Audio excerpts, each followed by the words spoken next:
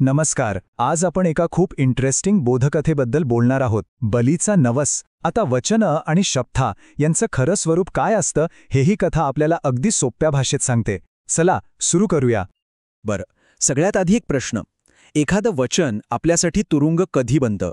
म्हणजे आपणच दिलेलं वचन आपल्यासाठी बंधन कधी बनतं?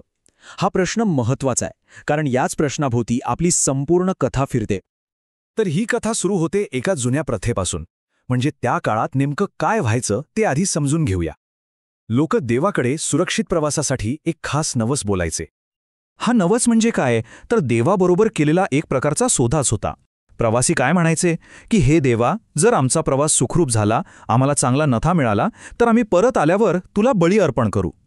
म्हणजे बघा, ही एक सरळ सरळ देवाणघेवाणीची गोष्ट होती. आता ही प्रथा पाहून साहजिकच बुद्धांच्या शिष्यांना म्हणजे भिक्खूंना एक प्रश्न पडला.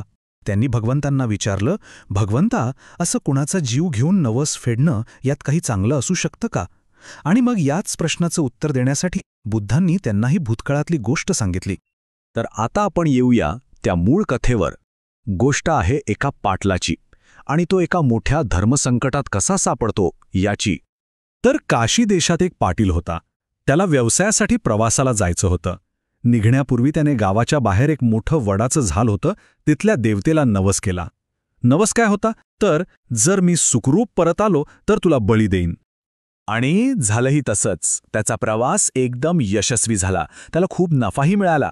आता वचन दिलं होतं ते तर पाळावं लागणार.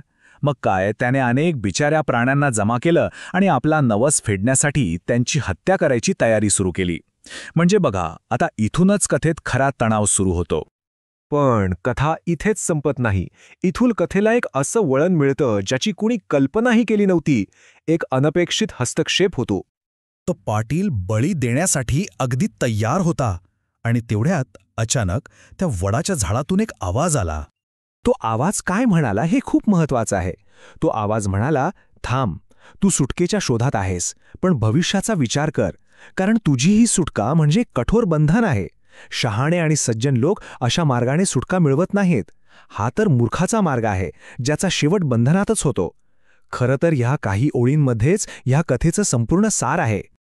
आता झाडातून आलेल्या या आवाजाचा नेमका अर्थ काय? सुटका असूनही ते बंधन कसं? चला, हेच आपण आता नीट समजून घेऊया. तर इथे सुटका या शब्दाचे दोन वेगवेगळे अर्थ आहेत. एक आहे मूर्खाची सुटका. म्हणजे काय, तर नवस पूर्ण करण्यासाठी प्राण्यांची हत्या करणं. वचन पूर्ण झाल्याचं समाधान मिळेल, पण कर्माचं एक नवीन अधिक घट्ट बंधन तयार होईल. आणि दुसरी आहे शहाण्याची सुटका, म्हणजे सदाचार आणि दयेच्या मार्गाने चालणं. आणि हीच खरी मुक्ती आहे, जे कुठल्याही बंधनात अडकवत नाही. या एका शिकवणीचा परिणाम खूप मोठा झाला. लोकांनी ही प्रथाच सोडून दिली. प्राण्यांची हत्या करून नवस फेडणं बंद झालं, आणि लोक नीतिमत्तेच्या सदाचाराच्या मार्गावर चालू लागले, ज्यामुळे त्यांची ज्ञानप्राप्तीच्या दिशेने वाटचाल सुरू झाली. आणि ही सगळी कथा सांगितल्यानंतर शेवटी भगवान बुद्धांनी एक रहस्य उलगडलं, जे ऐकून सगळेच चकित झाले. ते म्हणाले, त्या काळात त्या झाडावर राहणारी देवता दुसरा तिसरा कोणी नसून मीच होतो. म्हणजे बघा, त्यांनी त्या ज्ञानाचा संबंध थेट स्वतःशीच जोडला.